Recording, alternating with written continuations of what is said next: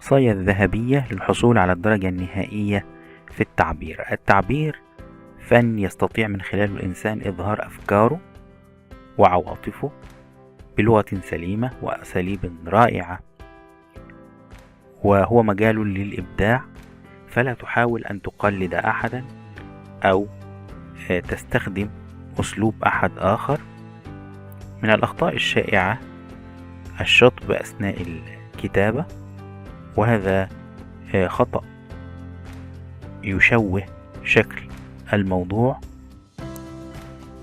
ثانيا، لابد من التركيز في الموضوع وكتابة المقدمة ونقاط، أفكار فرعية متسلسلة وخاتمة. لابد من الاستشهاد ببعض الآيات أو أبيات الشعر أو الحكمة، وهذا يدلل على مدى ثقافة من يكتب هذا الموضوع واطلاعه على هذه الشواهد. اكتب وكأنك تكتب قصيدة شعرية، بمعنى أن تكتب بتؤدة وبهدوء وباستغراق، وحاول أن تعبر عن نفسك.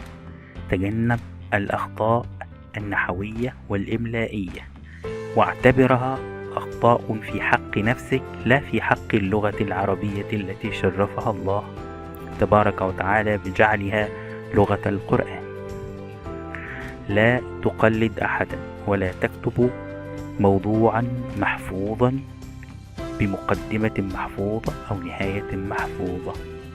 أظهر شخصيتك وإبداعك في موضوع التعبير، فمن يقيمك يقيم قدرتك على الإبداع والتعبير عن نفسك.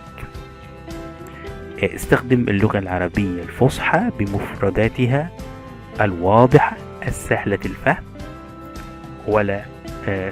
وتجنب استخدام أي ألفاظ